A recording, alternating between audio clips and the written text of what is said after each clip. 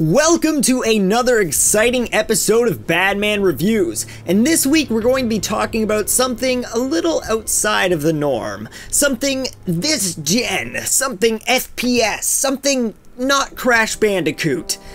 And really that's only because I have been super addicted to the Taken King recently.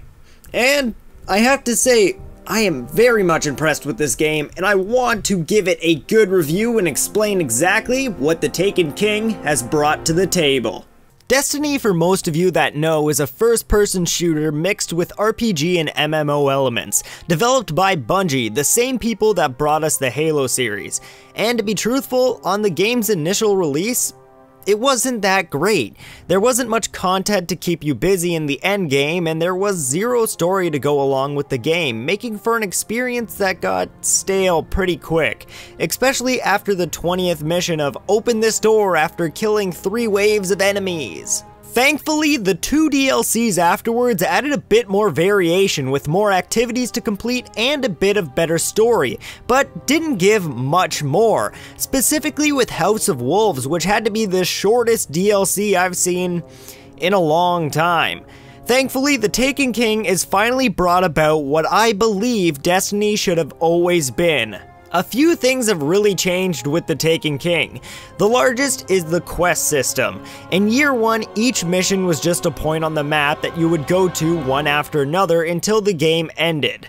But in the Taken King, a new quest system has been added, allowing you to look at the missions you currently have and also allowing for more than one mission to be active at the same time, giving you variation in the missions you can do. Now with the Taken King, there are plenty of missions you can play, from the main story quests to the side quests, extra faction quests, multiplayer quests, exotic quests, and even secret quests, that some of them still haven't even been figured out over 3 weeks after the game has been released. The main storyline is actually decently long and really well designed with actual story and cutscenes. It's no longer just shoot guys in the face until something happens. Some missions have special parts to them, like stealth missions or trick endings and special ways to kill bosses. There are also side quests now that can be unlocked after completing certain story missions or fighting hidden items.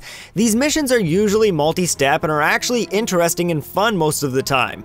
One that got me really hyped was after beating the final boss of the story, gaining the side quest to unlock an awesome sword, and then unlocking the secret quest after to get the exotic sword, which is even cooler. And as I stated before, there are secret quests to unlock new exotic guns, like the Touch of Malice or the new exotic heavy fusion rifle called the Sleeper Simulant, but no one has found out how to unlock it yet. There's actually a whole subreddit devoted to trying to find out how to start the quest chain to gain this gun, and with many ideas thrown around, no one has yet to figure out a way to unlock its secrets.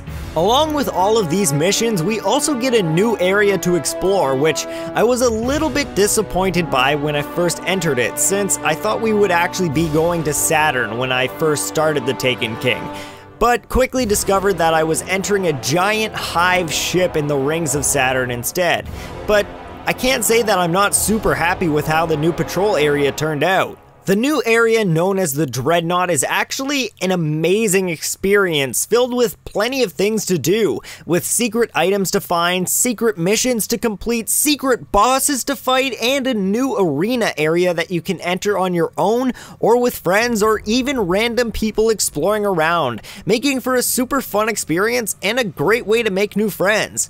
Plus, the whole ship in general is actually really beautiful and filled with a lot of interesting hive technology to take a look at. The Taken King also received a new raid experience, which I personally think is the best raid out of all 3, but I don't want to get too much into it and ruin it for you guys. I'll just let you know, get ready for a crazy fun and challenging trek to an amazing ending. And I personally can't wait to see what they do with the raid when the heroic mode comes out and the special challenges for each raid boss comes out. Another interesting piece added to the Taken King is what's been dubbed by the community as Star Fox endings. When doing a daily heroic mission, there's a chance in special missions there will be a secret ending to unlock new items. So far, only one of these has been found in the missions Lost to Light, which allowed us to unlock the Black Spindle and a new special ship. And I for one think all of these new secrets and extra content are great and add so much more to the game. There has also been a huge overhaul to the leveling system and gear in Destiny. Now instead of needing certain gear to reach max level, you can just reach max level by playing the game, and higher level gear just increases what's known as your light. Also, gear can be infused with more powerful stuff to make it better, meaning that you can use whatever stuff you like and still get to max level without having to be stuck with raid gear like it was back when Destiny first came out. The Taken King is really what Destiny should have been like on its launch, and I know the original launch was cut back due to issues with people leaving the team and Bungie being forced to release on Xbox 360 and PS3. But I think we are finally on the right track with this game, and I can't wait to see what the future holds for it. New DLC, bigger expansions, or maybe a Destiny 2 for the Xbox One and PS4 exclusively, allowing for a much larger game than ever before. These are all things I hope and dream for when I wake up. But I have to say, I'm really happy with what the Taken King has given us. And if you're really into shooters or were a little bit disappointed with Destiny when it first came out, I would say there's no better time to get back into Destiny than now. The game is so much better than it was on release, and with the Legendary Edition, you get all 3 DLCs plus the main game for pretty much the same price as when Destiny was first released. It's an amazing deal, and you should really check it out if you're interested at all in Destiny. But till then, I'll see you guys in the next video.